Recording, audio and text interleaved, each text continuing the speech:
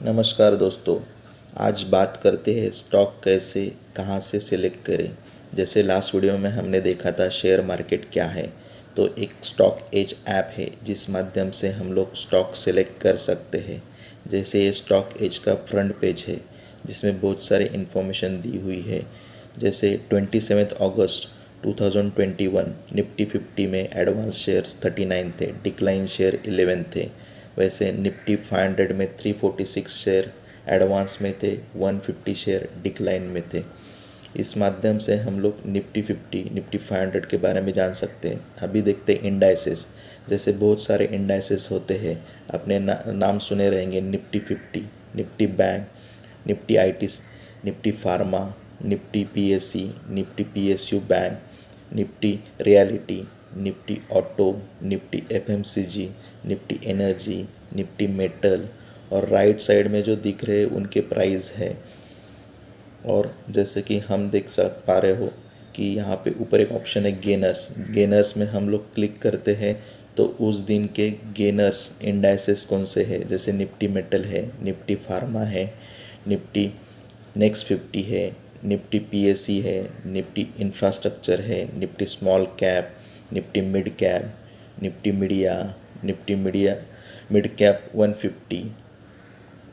ऐसे Nifty IT है, Nifty reality है, निफ्टी 500 है, निफ्टी 200 है, निफ्टी 50 है, Nifty energy, Nifty auto, Nifty bank. ये सेक्टर, ये इंडाइसेस पूरे गेन में थे। वैसे लूज़र इंडाइसेस भी हम लोग लूज़र पे क्लिक करके चेक कर सकते हैं। तो अभी हम एक्सप्लोर में जाके अलग अलग सेक्टर के बारे में बात करते हैं। जैसे सेक्टर ऑप्शन पे क्लिक करते हैं तो हमें बहुत सारे सेक्टर दिखाई देते हैं। जैसे कि अल्कोहल सेक्टर है, ऑटोमोबाइल है, बैंकिंग है, केमिकल है, बाद में क्रूड ऑयल है, डायमंड एंड ज्वेलरी है, इलेक्ट्रिकल्स है, फाइनेंस है, हेल्थ केयर है, इंफ्रास्ट्रक्चर है, आयरन एंड स्टील है, लॉजिस्टिक है, पेपर है, पावर है, रियलिटी है, शिपिंग बिल्डिंग है, टेलीकॉम है, टेक्सटाइल है। ऐसे बहुत सारे सेक्टर है, हम जानते भी नहीं ऐसे सेक्टर यहाँ पे हम लोग को सिलेक्शन कर सकते हैं। जैसे कि हम स्पेसिफिक कोई भी सेक्टर पे क्लिक करते हैं, जैसे बैंकिंग सेक्टर पे हम लोग चेक करने के लिए जाते हैं तो ऑल बैंकिंग सेक्टर में क्लिक करते हैं तो all stocks of banking sector दिखाई देते हैं। जैसे बड़े बड़े बैंकों के नाम अपने सुने रहेंगे। एक्सिस बैंक है, बंधन बैंक है, बैंक ऑफ बड़ौदा है, यस बैंक है, कैनरा बैंक है, bank of India, federal bank, UCO bank, RBL bank.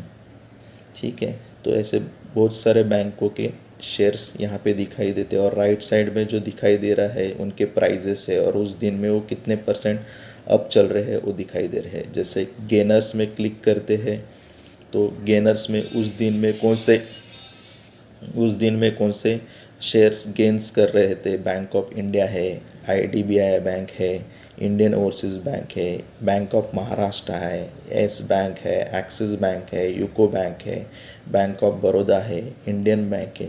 ये सब बैंक के सेक्टर उस दिन में गेनर में थे, मतलब उनके जो भी शेयर्स है वो अभी प्राइस चल रहे थे।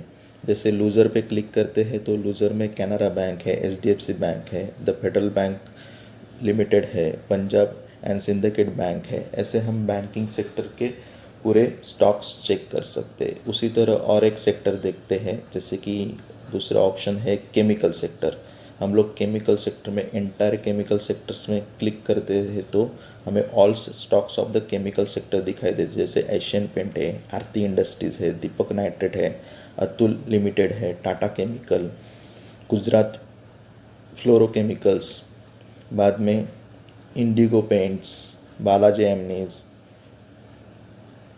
Rosary Biotech, Rallis India. ऐसे बहुत सारे केमिकल के स्टॉक्स यहाँ पे हम लोग चेक कर सकते हैं। जैसे उस दिन, जैसे 27 अगस्त को कौन से केमिकल स्टॉक्स गेनर में चल रहे थे वो हम लोग यहाँ पे देख सकते हैं।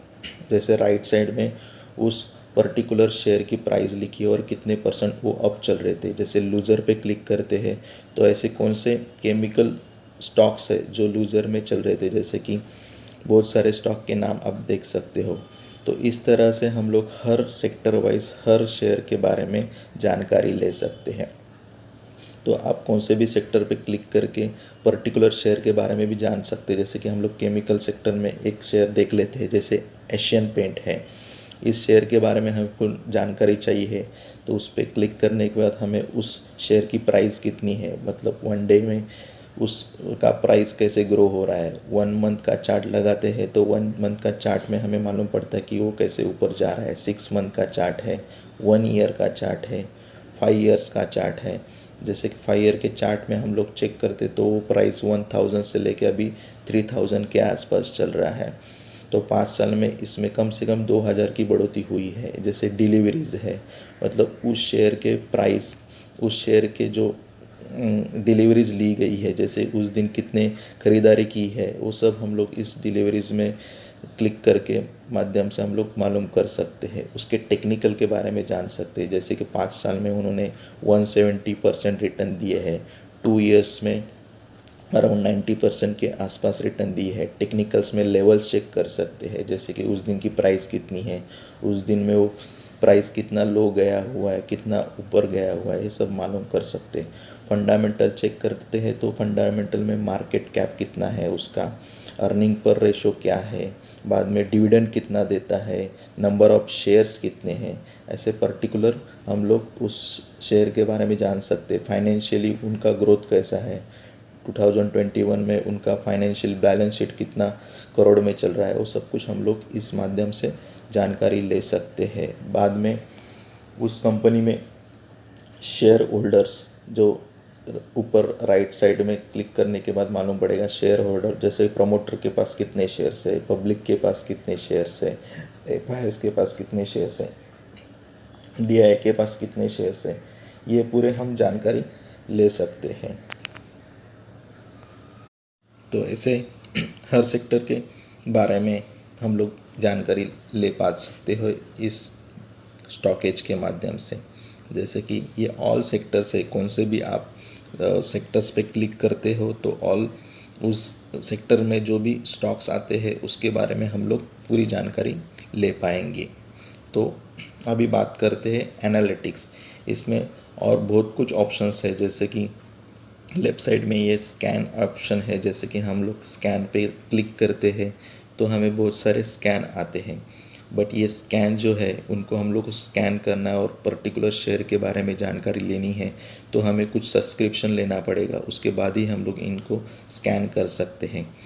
और जानते हैं जैसे एनालिटिक में जैसे कि बहुत सारे इन्वेस्टर पोर्टफोलियो होते हैं, जैसे राकेश झुनझुनवाला आपने नाम सुना रहेगा, वो he is a big bull of the Indian market.